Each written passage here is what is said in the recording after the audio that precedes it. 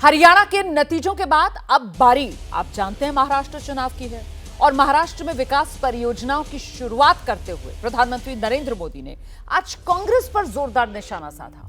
हिंदू मुसलमान के सहारे जोरदार वार कांग्रेस पर पीएम ने आज किया। प्रधानमंत्री ने कहा कि कांग्रेस मुसलमानों को डराकर वोट लेती है, हिंदुओं को कांग्रेस लड़ाकर वोट लेती है। उनका इशारा राहुल गांधी के जाति वाले बयान को लेकर, जिसे कांग्रेस सामाजिक न्याय कहती है। तो आज हुंकार में इसी मुद्दे को लेकर चर्चा करेंगे, लेकिन पहले वार पलट पार देखिए।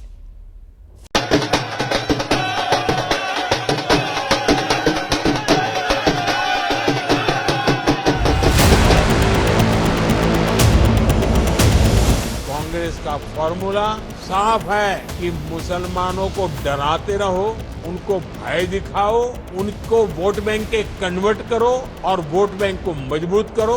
मुस्लिम जातियों की बात आते ही कांग्रेस के नेता पर मुंह पर ताला लगाकर बैठ जाते हैं, लेकिन जब भी हिंदू समाज की बात आती है तो कांग्रेस उनकी चर्चा जाति से ही शुरू करती है। हम जोड़ने की बात करते हैं, हम आत्मीयता की बात करते हैं, हम मोहब्बत की बात करते हैं। इस समाज में नफरत फैलाने का, मंच से खुलेआम लोगों के कपड़ों से पहचाने जाने का, शमशान कब्रिस्तान करने का, मुजरा मंगलसूत्र करने का काम इस देश में किसने किया है? प्रधानमंत्री जी ने। कि धर्म में बंटवारा करने का, जात में बंटवारा करने का वो बीजेपी है। कांग्रेस जानती है कि जितना हिंदू पटेगा उतना ही उसका फायदा होगा। कांग्रेस किसी भी तरीके से हिंदू समाज में आग लगाए रखना चाहती ताकि वो पर राजनीतिक रोटियां सेकती नहीं। हम जो कांग्रेस के विचारधारा से पैदा हुए हैं, हमारी नीति पूरे भारत को जोड़ना है। हमारी नीति में धर्म जात की राजनीति है ही नहीं। धर्म के नाम पे कौन किसको डरा रहा है ये पूरा भारत जानता है। अभी तुम अपना रंग बदल रहे हो। महाराष्ट्र में ओबीसी वर्सेस मराठा किसने लड़ाई लगाई? इतने क्यों घबराए हुए कांग्रेस से? ये बीजेपी कर रही है ना, मुसलमान तो कांग्रेस तो नहीं कर रही है। कांग्रेस राज तो है ही नहीं। बांटने के लिए सिर्फ और सिर्फ बीजेपी बात कर रही है। हिंदू समाज को तोड़कर उसे अपनी जीत का फॉर्मूला बनाना, यही कांग्रेस की राजनीति का आधार है। कांग्रेस भारत के सर्वजन हिताय सर्वजन सुखाय की भावना का दमन कर रही है, सनातन परंपरा का दमन कर रही है। इस देश को बांटने का काम नरेंद्र मोदी जी ने, उनकी पार्टी ने और उनकी सरकार ने किया है। इस देश को जोड़ने का काम लगातार कांग्रेस पार्टी कर रही है, आगे भी करेगी।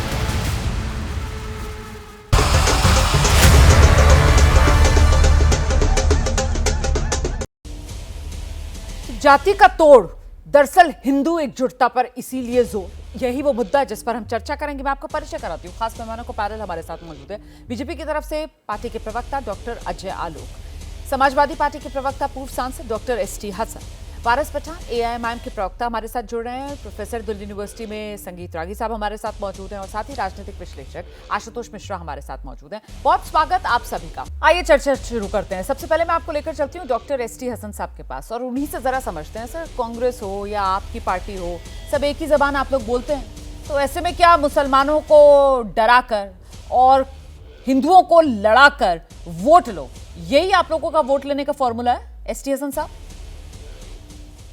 देखिए, हिंदुओं भाइयों को कोई नहीं लड़ाता है, आपको सबको मालूम है। और आपको इतिहास का भी मालूम होना चाहिए रोमाना बहन, कि हिंदुस्तान के अंदर ऐसा माहौल पहली बार हुआ है कि जब लोगों को कम्युनल राजनीति करनी पड़ रही है। पूरा देश ही नहीं, पूरी दुनिया जानती है कि बीजेपी हमेशा सांप्रदायिक राजनीति करी है इसने, और सांप्रदायिक राजनीति के सहारे इसने अपनी मंजिलें तय करी है। आप पहले कभी हिंदुस्तान में ऐसे कानून नहीं आए जो इस बार आए, चाहे वो सीए आया हो, 3 तलाक का बिल आया हो, 370 हटी हो, उसके बाद देश के अंदर क्या सर, ये तो आपका नजरिया है ना। आप इन कानूनों को सांप्रदायिक कानून बैठकर कह रहे हैं। सर, ये तो आपका नजरिया है। आपने 3 तलाक को इतनी आसानी से बैठकर सांप्रदायिक कानून कह दिया। सर, इसका दूसरा नजरिया तो ये भी हो सकता है ना कि वो मुस्लिम महिलाओं को अधिकार दिलाने वाला कानून है। जी, अब उसका नतीजा क्या हुआ देश के अंदर? किसी को हिजाब पे परेशानी हो गई, किसी को नमाज पे हो गई, किसी को मदरसे पे हो गई, किसी को मस्जिदों पर परेशानी हो गई। हिंदुस्तान में कभी ऐसा माहौल हुआ है कि अगर कोई नमाज पढ़ लिया तो जेल चला जाएगा, अगर मॉल के अंदर नमाज पढ़ रहा है। तो ये माहौल किसने डेवलप किया?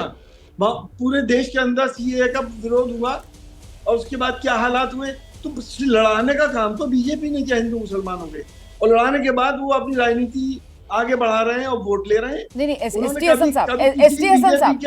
हसन साहब सुनिए तो, सीए कानून आप कह रहे हैं लड़ाने का काम, क्या लड़ाने का काम हुआ सर? सीए कानून सरकार लाई, उसके मेरी बात तो सुनिए सर, मेरी बात तो सुनिए सर। उसका विरोध हमने होते हुए देखा और वो कितना लंबा खिंचा। वो तो कोविड काल आ गया, इस चक्कर में उसका विरोध खत्म हुआ और उसके बाद सरकार ने उसको लेकर जो नियम थे वो बना दिए, वो कानून देश में लागू हो गया सर। उसका विरोध अगर कोई कर रहा था सर तो वो तो राजनेता कर रहे थे सर, वो तो बीजेपी का विरोधी कर रहे थे सर। यही तो बीजेपी आरोप लगा रही है, यही तो बीजेपी आप लोगों पर आरोप लगा रही है कि आप लोग करते क्या हैं? आप लोग मुसलमानों को डराने का काम करते हैं और हिंदुओं को आप लोग एक दूसरे से भिड़ाने का काम करते हैं सर। मुसलमानों को डरा लो और हिंदुओं को लड़ा लो। पूरे देश में जो प्रोटेस्ट हुए, पूरे देश में प्रोटेस्ट हुए, आपको वो नहीं दिखाई दिए? वो कोई राजनेताओं ने कराए थे क्या? इन प्रोटेस्ट में राजनेताओं ने लोगों को लाके खड़ा कर दिया था कि सीएए का विरोध करो? सीएए वो कानून बना जिसमें धर्म के नाम के ऊपर आप डिफरेंशिएट कर रहे हैं पब्लिक को। कोई भी आदमी अगर पाकिस्तान, बांग्लादेश या श्रीलंका से मुसलमान प्रताड़ित होकर हिंदुस्तान आना चाहेगा तो नागरिकता इसलिए नहीं मिलेगी क्योंकि वो मुसलमान है। क्या आपको पता नहीं है ये सब बातें? नहीं, मुझे तो ये भी पता है। एसटी हसन साहब सुनिए तो, मुझे तो ये भी पता है सर कि उस वक्त जो सबसे ज्यादा एक नैरेटिव गढ़ा जा रहा था वो ये कि कागज तैयार कर लो, कागज दिखाने होंगे, कागज नहीं दिखाए तो मुसलमानों की नागरिकता पर खतरा। अब तो वो कानून लागू हो गया है सर। आप मुझे एक मुसलमान का नाम बता दो सर सीए लागू होने की वजह से जिसकी नागरिकता चली गई हो सर। ये डर, ये भ्रम फैलाया जा रहा था ना सर। आम मुसलमान के जहन में ये बात जानबूझकर बिठाने की कोशिश की जा रही थी कि साहब अगर ये सीए कानून आ गया तो मतलब तुम्हें हिंदुस्तान से बाहर कर दिया जाएगा। वो तो प्रधानमंत्री से लेकर देश के गृह मंत्री तक सबने मंचों से आकर कहा कि ये कानून नागरिकता छीनने वाला नहीं, ये कानून नागरिकता देने वाला है। लेकिन नैरेटिव तो यही बनाया जा रहा था ना सर। फिर सवाल वही बड़ा होता है, मुसलमानों को डराया तो जा रहा था ना सर मुसलमानों। पहले सुनिए, या तो आप ही बोल लिए या फिर मुझे बोलने दीजिए। आप तो सवाल करें शॉर्ट में और जवाब मुझसे ले लिए। आप एनआरसी की बात कर रही है। एनआरसी जब आएगा, जब आपको अपने सारे डॉक्यूमेंट दिखाने पड़ेंगे। आप मिसलीड मत करिए इतने बड़े चैनल के ऊपर। तो सर तब आप लोग तो क्रोनोलॉजी बता रहे थे ना, सीए एनआरसी सारी क्रोनोलॉजी बता रहे थे। मैं तो गरीब मुसलमान के बाद 5 साल की बनी है, वो कहां से साबित करेगा उसके बाप दादा कहां से आए हैं? के अंदर यूपी के अंदर एनआरसी में क्या करेगा वो? और फिर अभी आसाम के अंदर जो जैसा मेरा सुनने में आया 24 लोगों को कैंपों में नहीं डाला गया क्या? तो ये सब चीजें आप इसको इतनी सुपरफिशियली क्यों ले रही हैं? इसकी गहराइयों में जाइए, मकसद समझिए इन सब चीजों का क्या है। इनका मकसद ये है कि हिंदू मुसलमानों के बीच में दरारें पैदा करो और अपना उल्लू सीधा करो। इसके अलावा दूसरा मकसद मेरी समझ में नहीं आता। अच्छा, प्यार मोहब्बत आप खत्म करने जा रहे हैं एक दूसरे का, लेकिन आप कर नहीं पाएंगे। ठीक है, तो मैं डॉक्टर अजय आलोक का रुख करती हूँ ना। डॉक्टर अजय आलोक साहब, जो बीजेपी कहती है कि साहब विपक्ष जो है वो मुसलमानों को डरा कर, लेकिन यहां पर एसटी हसन साहब कह रहे हैं कि दरअसल बीजेपी जो है वो हिंदू और मुसलमान के बीच दरार डालकर बीजेपी इस फॉर्मूले से वोट लेना चाहती है। Please respond. देखिए, सीए कानून आया था, उसमें कहा गया था कि जितने धार्मिक अल्पसंख्यक हैं जो भारत के बगल के देशों में हैं, देशों का नाम तक बता दिया गया था, अगर वो धार्मिक प्रताड़ना झेल के इस देश में आएंगे तो उन्हें हम नागरिकता देंगे। अभी एसटी हसन साहब बहुत बड़ी बात बोल गए रोमाना जी, जो आपने मिस कर गई। इन्होंने कहा कि पाकिस्तान या बांग्लादेश से मुसलमान अगर आएगा प्रताड़ित होकर तो उसे नागरिकता नहीं देंगे क्योंकि वो मुसलमान है। इस्लामिक देश में मुसलमान क्यों प्रताड़ित होगा, पहली बात मुझे बताएं तो। ये है गुस्से की बेन वजह। इन्होंने कहा, अभी आप रिवाइंड करके देखिए, कि मुसलमान को नागरिकता नहीं देंगे, बाकी को देंगे। अरे कानूनी वही बना है भाई साहब, आप तो एमपी थे उस वक्त। कानूनी वो यही बना है कि धार्मिक अल्पसंख्यक बगल के देशों से आएंगे, अगर धार्मिक प्रताड़ना झेल के, तब उनको हम देंगे। इस्लामिक देश में मुसलमान प्रताड़ित हो रहा है, गजब। और मुसलमान इनसिक्योर इस देश में है। बैठे हुए हैं वारिस भाई, लोकसभा चुनाव 22 का विधानसभा चुनाव, क्या कहते थे मुसलमानों को अखिलेश? याद रखो, भाजपा की बी टीम आई है, मुसलमानों अगर बटोगे तो नाश हो जाएगा एक वोट मुसलमानों का इधर से उधर नहीं होना चाहिए। ये राहुल गांधी क्या कहते हैं विदेश में जाके? हाँ, मुस्लिम अल्पसंख्यकों पे बहुत अत्याचार हो रहा है। कहां अत्याचार हो रहा है भाई? आप पे अत्याचार हो रहा है? नसरुल्लाह मरता है वहां पे लेबनान में, और यहाँ मुसलमान यहाँ पे प्रदर्शन निकालते हैं हर जगह, चाहे वो सहारनपुर हो चाहे वो कश्मीर हो, और ये अत्याचार की आप बात करते हैं। अमरावती में तो पथराव कर देते हैं पुलिस स्टेशन पे, पता नहीं क्यों, नसरुल्लाह के मरने पे। और मुसलमानों पे अत्याचार हो रहा है। अरे आप लोग मुसलमानों को बेसिकली डरा के, धमका के, उनको शोषण करके आप लोगों ने रखा है 70 साल। और मुस्लिम नेताओं की तमाम फर्जी बातें मान के कांग्रेस पार्टी ने उनको अच्छी तरह से पाला पोसा, लेकिन आम आवाम मुसलमान से आपको कोई मतलब नहीं है, एक पैसे की मतलब नहीं है। ये अलग बात है, हम मानते हैं कि देखिए सबका साथ सबका विकास सबका प्रयास, इसके तहत हमारी सारी लाभकारी योजनाओं का फायदा मुसलमानों को भी मिला। उन्होंने वोट नहीं दिया, सही। उन्होंने भविष्य में देखा कि हमारे कौम के लिए बेहतरी है कि हम बीजेपी को वोट नहीं देंगे। हाँ। ठीक है, वहीं कुछ हिंदू लोग हैं जो तत्कालीन फायदे के लिए free free free free free vote दे देते हैं। हाँ। अगर हम कहते हैं कि हिंदुओं को, आप हिंदुओं को कांग्रेस कहती थी और कांग्रेस के अध्यक्ष के बेटे कहते हैं, सनातनी को गाली देते हैं, सनातन कोरोना है, सनातन नष्ट हो जाएगा। मल्लिकार्जुन खड़गे अपने इलेक्शन के सभा में कहते हैं कि मोदी को हुआ, अगर मोदी वापस आएगा तो सनातन का राज आ जाएगा। ये तो इनकी मानसिकता है हिंदुओं के प्रति। राहुल गांधी खुलेआम कहते हैं मैंने आज तक एक भी सेक्रेटरी ओबीसी नहीं देखा, दलित नहीं देखा। अरे जो खुद हिंदू धर्म का नहीं है वो हिंदू धर्म पे लेक्चर देता है। मुसलमानों में जाति नहीं दिखती है, जुला नहीं दिखता है, इकराम नहीं दिखता है, पठान नहीं दिखते हैं, खाली हिंदुओं में दिखते हैं दलित ओबीसी। दिक्कत ये है आप वोट बैंक बना के उसको नर्चर करो, उसको पालो पोसो और रखो, और हिंदुओं को लड़ाओ और बांटो। ठीक, मैं जवाब लेता हूं। दिया ना जवाब हरियाणा में अच्छी तरह से। आप देखिए, मैं बताता हूं रोमाना जी, एक बात और के बताऊं जल्दी से सर, 10 सेकंड में, मुझे आगे भी बढ़ना है जी। 4 सीटों पे हरियाणा में उठा के देखिए आप। हाँ बस आप 4 सीटों मुस्लिम बहुल सीटों पे जरा हरियाणा का रिजल्ट उठा के देखिए, मार्जिन 1 लाख से ऊपर है, 1 लाख, 1.25 लाख का मार्जिन है। मतलब ऐसी नफरत फैला दी है कि मुसलमान कहीं सोचता ही नहीं है वोट देने के लिए।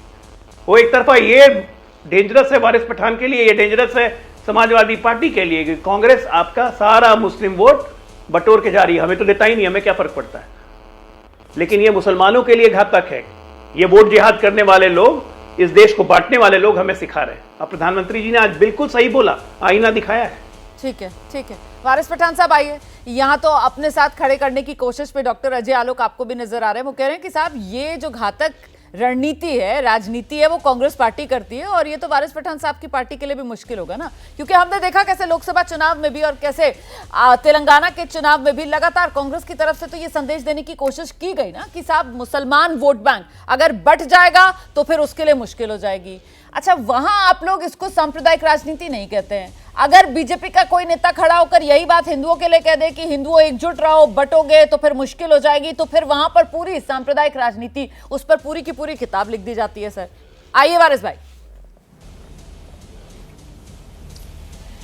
देखिए रोमाना जी, कौन नफरत फैला रहा है, कौन रफनत की राजनीति कर रहा है, ये पूरा देश देख रहा है। 2014 जब से बीजेपी की सरकार सत्ता में आई, आप देख लीजिए नफरत किस तरह फैलाई जा रही है। खास तौर से नफरत माइनॉरिटी के अंदर मुसलमानों के प्रति, यानी हम देख रहे हैं कि इनको हमारे हिजाब से नफरत, हमारे मदरसों से नफरत, हमारी मस्जिदों से नफरत, हमारे खाने पीने से नफरत, हमारे वक्फ की ज़मीनों से नफरत, हमारी हर चीज़ से नफरत। और ये बोल रहे हैं कि बटेंगे तो कटेंगे। अब ये मेरे को तो समझ में नहीं आ रहा है कि हिंदू खतरे में कैसा है। जिस देश के अंदर 80% आबादी हिंदुओं की है, जिस देश का प्रधानमंत्री हिंदू है, रक्षा मंत्री हिंदू है, आर्मी के टॉप हिंदू है, यहाँ के ब्यूरोक्रेट्स के अंदर टॉप हिंदू है, एंकर्स के अंदर टॉप हिंदू है, तमाम लोग जो है वो हिंदू है, तो फिर देश में हिंदू खतरे में कैसा आया? मतलब ये सिर्फ एक झूठा भरम, एक नफरत ये फैला के डराना हिंदू भाइयों को कि आप देखो ये लोग ऐसा हो गए। अरे ये यही कर करके मोदी 2 से यहाँ तक पहुंचे, लेकिन अब देश के लोग समझदार हो गए। अब ये नहीं चलने वाली राजनीति, क्योंकि क्या होता है, अभी मैं आपको एग्जांपल दे रहा हूँ। महाराष्ट्र में चुनाव आने वाले, देखो हरियाणा का हो गया, जो भी होना था हो गया। अब महाराष्ट्र में चुनाव के पहले भाजपा को अपनी कुर्सी सरकती हुई नजर आ गई। उनको समझ में आ गया कि हार निश्चित है, क्योंकि डेवलपमेंट विकास के लिए कोई काम नहीं किया। तो उन्होंने क्या किया, अपने ओरिजिनल एजेंडा पे आ गए, अपने पहले नफरती चिंटुओं को भेज दिया। पहले आया रामगिरी, सबसे सॉफ्ट टारगेट क्या है? इस्लाम के खिलाफ गाली बको, मुसलमानों के प्रति अनाप शनाप बकवास करो, हुजूर की शान में उसने गुस्ताखी कर दी।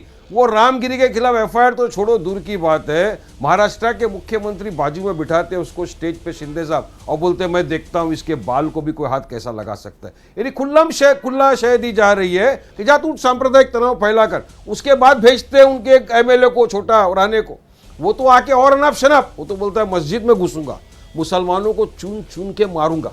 अब ये इतनी बड़ी बात बोलने वालों पर एफआईआर करो, कुछ भी करो, उनको अरेस्ट तो करते ही नहीं है ये लोग। तो ये क्यों कर रहे हैं? ये कोई भी नहीं होता ना सर। फैलाने आप लोगों की तरफ से जो बयान दे दिए जाते हैं, जवाब दिया जाता है, मोहब्बत का फूल लेके भेज रहे हैं या नफरत फैलाने के लिए भेज रहे हैं? स्ट्रेचर पर जाएगा, वो सारे इस तरीके के बयान है, उसमें एक्शन जवाब क्या नहीं होता सर।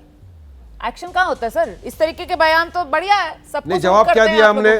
कोई अगर हमको बोलेगा, हाँ। सुनिए रोमाना जी, कोई ये बोलेगा कि मस्जिद में घुसेंगे, चुन चुन के मारेंगे, तो फिर वारिस पठान जवाब देगा ना, क्या मुसलमान डरता किसी के बाप से नहीं है रोमाना जी? हम तो कायदे कानून का सम्मान करते हैं, संविधान का पालन करते हैं, इसलिए हमारी बात रखते हैं। मस्जिद में आएगा, हमने कहा मस्जिद में आएगा बेटा तू 2 टांग के ऊपर, लेकिन मुझे यकीन है तू जाएगा स्ट्रेचर के ऊपर। ऐसा कोई भी आके हिसाब तो पूरा बराबर कर लिया जाता है। मैंने तो खुद नहीं कहा कि इस तरह के बयान को रोकना चाहिए। बढ़िया ना सर, इसीलिए आप लोगों पर आरोप लगता है कि दरअसल बी टीम कौन, बीजेपी की बी टीम, एआईएम, आप ही लोगों पर आरोप लगता है।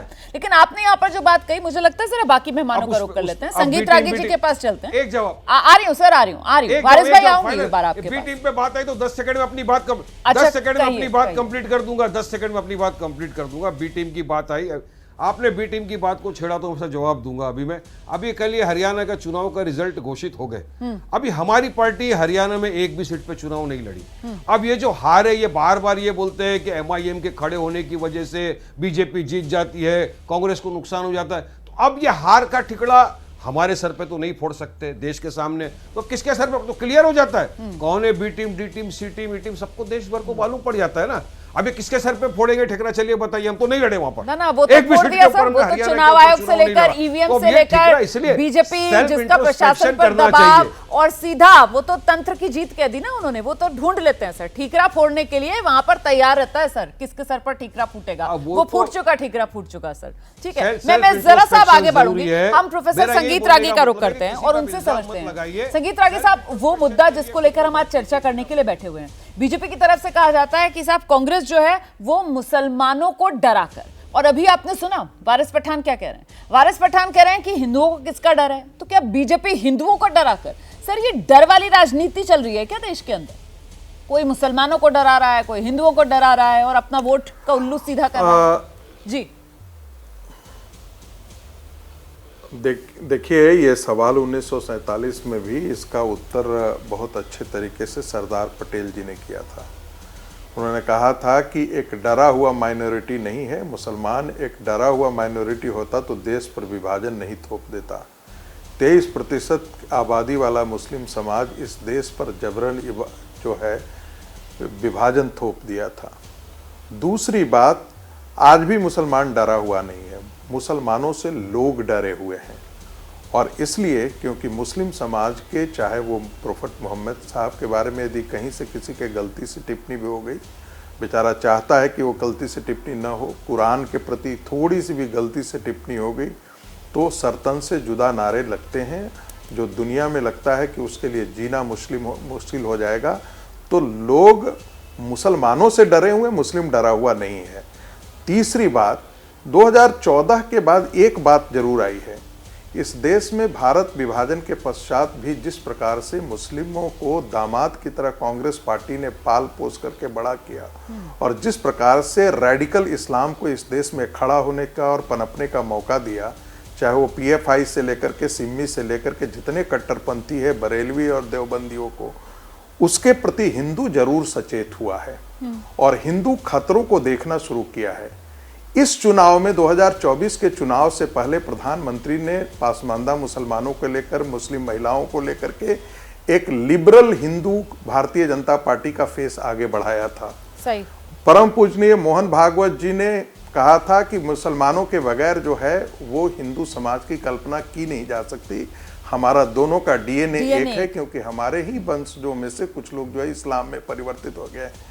लेकिन इसका नतीजा क्या निकला? बहुत शानदार। 2024 का चुनाव यदि आप देखेंगे तो परिणाम लिखा है कि चाहे वो 72 फिरके हों, चाहे वो 76 फिरके हों, चाहे वो शिया हों, चाहे वो सुन्नी हो, अपवाद को छोड़ दिया जाए तो सारे मुसलमानों ने भारतीय जनता पार्टी को हराने के लिए वोट किया। उनके लिए शिक्षा, बेरोजगारी, जो बेनिफिशियरी थे वो भी कोई मायने नहीं रखा। न शिक्षा थी उनके लिए कोई मुद्दा, न बेरोजगारी थी मुद्दा, न महंगाई मुद्दा थी, कोई भी मुद्दा नहीं था। उनके लिए मुद्दा ये था कि ये जो पार्टी बैठी हुई है केंद्र में, जो 3 तलाक जो है वो मुसलमानों के जो आइडेंटिटी के सवाल इसके है, लिए कांग्रेस जिम्मेदार है सर। ये जो मानसिकता मुसलमानों की, इसके लिए मैं ये समझना चाह रही हूँ, इसके लिए कांग्रेस जिम्मेदार है सर। क्योंकि आज जो प्रधानमंत्री नरेंद्र मोदी ने कहा कि सब मुसलमानों को डराकर और हिंदुओं को लड़ाकर, मैं थोड़ी सी अपनी बात खत्म कर दूं तो जरूर मैं उसका भी उत्तर दे दूंगा, क्योंकि इससे जल्दी से मुझे आगे बढ़ना है, बाकी मेहमान इंतजार कर रहे हैं जी। स्क्रिप्ट नहीं है। दूसरे, आप यदि नहीं बोलती तो मैं अब तक बात अपनी खत्म कर देता। मेरे अपनी बात भी भूल गया कि आपने क्या बोला क्या नहीं बोला। जो ये जो दूसरी बात, जो डीएनए की बात की गई थी, इसमें बात बहुत साफ हो गया। इस्लाम और इस देश के मानने वाले मुसलमान, उनके लिए इस्लाम के नाम पर वो वोट करते हैं। वो केंद्र में बैठी हुई सरकार ने हिंदू मंदिर बनवा दिया अयोध्या में, इसको हराओ। और पर्सनल लॉ बोर्ड से लेकर के, हमें तो लगता है कि भारतीय जनता पार्टी का मुस्लिम प्रकोष्ठ का आदमी भी वोट करता है या नहीं करता है। इसलिए मैं अजय आलोक जी के इस बात से सहमत नहीं हूं और प्रधानमंत्री जी की भी बात से आपने तो अब यहाँ पर बड़ा सवाल उठा दिया। डराता है, मतलब भारतीय जनता पार्टी के मुस्लिम प्रकोष्ठ का व्यक्ति भी बीजेपी के लिए वोट करता है, यानी जब आप इस तरीके की बात करते हैं सर, तब तो मुझे लगता है कि कहीं ना कहीं ये सवाल पूछा जाएगा कि कहीं ऐसा तो नहीं है कि धर्म की वजह से मुसलमानों के प्रति ये डॉक्टर संगीत रागी का एक पूर्वाग्रह है, क्योंकि वो तो सब पार्टी के एक साथ एक जैसे अपने आप को कार्यकर्ता और नेता मानते होंगे। अगर आप उनको भी शक और शुभा की नजर से देख रहे हैं, इसका जवाब तो मुझे अब डॉक्टर अजय आलोक से लेना होगा। डॉक्टर अजय आलोक, आपके साथ जो मुस्लिम नेता है, बीजेपी के जो सदस्य हैं, भारतीय जनता पार्टी के प्रकोष्ठ के लोग, क्या वो बीजेपी के लिए वोट करते हैं या नहीं, इसको लेकर भी क्या संशय है? जो प्रोफेसर संगीत रागी ने यहाँ पर एक प्रश्न उठा दिया है, जिसके बीच में मुझे आपके पास आना पड़ा है जवाब लेने के लिए। आऊंगी संगीत जी, 1 मिनट रुकिए प्लीज। डॉक्टर अजय आलोक जल्दी से, उसके बाद आशुतोष जी भी इंतजार कर रहे हैं। रोमाना जी ऐसा है कि अजय आलोक जी रुक जाइए, मुझे बात खत्म कर लेने दीजिए। मैं जानता हूं कि असम के अंदर जो है वो बहुत सारे ऐसे जगह थे जहां पर नहीं वोट हुए हैं। मेरे पास आंकड़े हैं, मैं इसलिए कह रहा हूं। और मुसलमान के नाम पर ही वोट किया है। वोट जिहाद इस देश में हुआ है, फिर कैसे विश्वास किया जा सकता है जी? मैं इसी चीज का जिक्र कर रहा था। आपने जिस बात का जिक्र किया सर, मुसलमान आपका पॉइंट ले लिया मैंने, कर रहा है, इसी पर मैं जवाब लेना चाहता हूं। और ये थियोलॉजी उसका आधार है। ठीक है, उसका थियोलॉजी आधार है। ठीक है, इस पर मैं जवाब देती हूँ। आइए डॉक्टर अजय आलोक, फिर अगर थियोलॉजी इसका आधार है, जो संगीत रागी जी कह रहे हैं, और वो कह रहे हैं कि बीजेपी जो प्रकोष्ठ का सदस्य है मुसलमान, वो भी दे रहा है बीजेपी को वोट या नहीं दे रहा है, इसको लेकर भी संशय है, तो फिर मतलब ये तो फिर धर्म आ गई बात। फिर इसका कांग्रेस से क्या लेना देना? फिर ये तो मुसलमान और धर्म की वजह से मुसलमानों के साथ दिक्कत हो गई प्रोफेसर संगीत रागी के हिसाब से। तो डॉक्टर अजय आलोक, नहीं, हमारा मानना है कि ऐसा नहीं है कि सारे मुसलमान ऐसे नहीं हैं। आप देश में जब से भारतीय जनता पार्टी बनकर चुनाव लड़ रही है, उठा के देख लीजिए, 6 से 8% वोट हमेशा मिलते रहा है, कभी कभी 10% हो गया है। बिहार में तो 2010 में लगभग 20% मुसलमानों ने वोट दिया था। तो वो अपवाद हो सकता है, लेकिन ये एक जनरलाइज करके इसको देखना ठीक नहीं है। अभी हाल में गुरेज में, श्रीनगर के अंदर विधानसभा कश्मीर वैली में, हम मात्र 1170 वोट से हारे चुनाव। वहाँ 98% आबादी मुसलमान की है। तो वहाँ अगर मुसलमान ने वोट नहीं दिया होगा तो कौन आएगा? वही कह रहा हूँ। और कश्मीर वैली में भी हमें 23% वोट मिले, तो कहां से मिल गए? तो इसलिए उसको जनरलाइज करके देखना ठीक नहीं है। बात ये है ना कि ये क्या डॉक्टर अजय आलोक, क्या इस तरीके की जो अति आक्रामक आवाजें उठती हैं, जो बीजेपी की समर्थक आवाजें मानी जाती हैं, क्या उसकी वजह से भी जो मुस्लिम वोट है वो छिटकता है बीजेपी से? इस पर मैं जरा आगे आऊंगी, लेकिन पहले जरा जल्दी से हम रुक करते हैं। आशुतोष जी बहुत देर से अपनी बारी का इंतजार कर रहे हैं। आशुतोष जी से जरा समझते हैं सर, ये कांग्रेस की जो राजनीति है उसकी पोल पट्टी खोल के रख दी प्रधानमंत्री नरेंद्र मोदी ने आज, कि मुसलमानों को आप डराओ, बीजेपी का डर दिखाओ आप कि ओ हो बीजेपी बड़ी सांप्रदायिक पार्टी आ जाएगी तो पता नहीं क्या कर देगी तुम्हारे साथ। मतलब 10 साल से तो हम देख ही रहे हैं केंद्र में बीजेपी का राज, और मुसलमान जो है बाकी देश के नागरिक जिस तरीके से फल फूल रहे हैं मुसलमान भी उसी तरीके से फल फूल रहे हैं। बाकी देश के नागरिकों को जो अधिकार मिल रहा है मुसलमानों को भी वही अधिकार मिल रहा है। तो फिर ये कांग्रेस की रणनीति मुसलमानों को बीजेपी के नाम पर डराकर वोट बैंक की रणनीति हुई सर। ये बस वोट बैंक बनाकर रखो मुसलमानों को, वोट बैंक बंधक मुसलमान कांग्रेस का। ठीक है, ये तो आप सबसे पहले नरेंद्र मोदी को बधाई दीजिए कि उनको जब मौका मिलता है वो हिंदू मुस्लिम करने से नहीं कतराते, और आज भी उन्होंने फिर हिंदू मुस्लिम कर ही लिया। हिंदू मुस्लिम कर लिया, मुसलमानों को संदेश दिया कि समझ जाओ हिंदू मुस्लिम से कोई फायदा नहीं मिलने वाला, डरने की जरूरत नहीं है। जब वो आप वो भाषण भूल रही हैं जो उन्होंने लोकसभा में दिए थे। 100 से ज्यादा भाषण है जिसको ह्यूमन राइट्स वॉच ने इस्लामोफोबिक कहा है। तो ये तो हाथी के दांत दिखाने के और खाने के और हैं। इनका अगर आप देखें तो असली दर्द क्या है, ये अभी आप बार बार हरियाणा की बात कर रही हैं क्या, और नरेंद्र मोदी भी हरियाणा की बात करते हैं जहां इन्होंने तीसरी बार सरकार बनाई है, लेकिन हरियाणा में कांग्रेस और बीजेपी के बीच में मात्र 0.8% का वोट शेयर का फर्क है। इनके हाथ से निकल गया है जम्मू और कश्मीर, जहां पे इन्होंने पीडीपी के साथ पिछली बार सरकार बनाई थी, और ये उस खींच को छिपाने के लिए, ये उनकी खींच है, ये बता नहीं पा रहे कि एक और राज्य है जो बीजेपी मुक्त हो गया है। सर जो आप ये वो नहीं बता पा रहे हैं। 0.1% वाला जो आप लॉजिक लेकर आए हैं सर, मतलब आप इतने वरिष्ठ पत्रकार हैं सर, राजनीतिक विश्लेषक हैं, आपको ये पता होना चाहिए सर कि हम लोग कहाँ रहते हैं सर।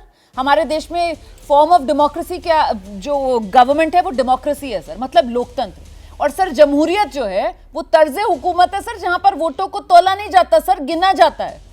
जब भी कोई नेता ये मुझे परसेंटेज वाला गणित देता है तो मैं इस शेर को दोहरा देती हूं सर।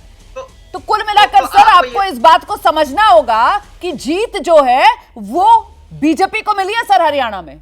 ये 0.1% वोट शेयर में कांग्रेस आ गई, और जी ये अपनी खींच छुपा रहे हैं। खींच नहीं है सर, उन्हें जीत मिली है, ये खींच नहीं है सर, उन्हें जीत मिली है। First pass the post system मैं आपसे ये जानना चाह रही हूँ सर, निकल गया वो जो है पूरे देश को रिप्रेजेंट करता है, ये गलत है।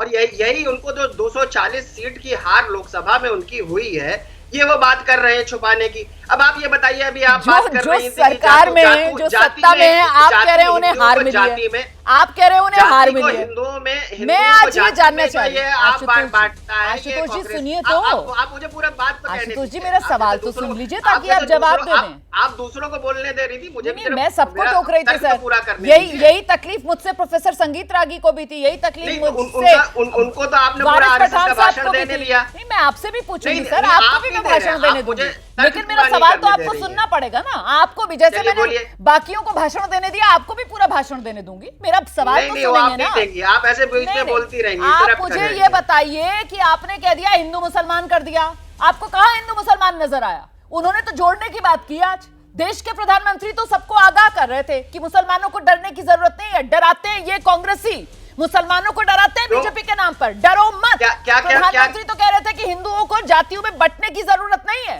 तोड़ने का काम करते हैं ये कांग्रेसी।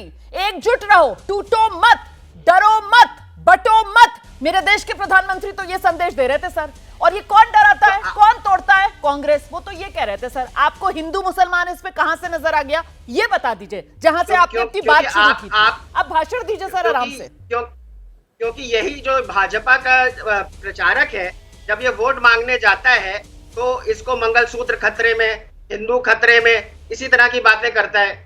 और ये आप बात कर रही हैं कि हिंदुओं को जाति में बांटता जो है कांग्रेस है, ये नरेंद्र मोदी कह रहे हैं।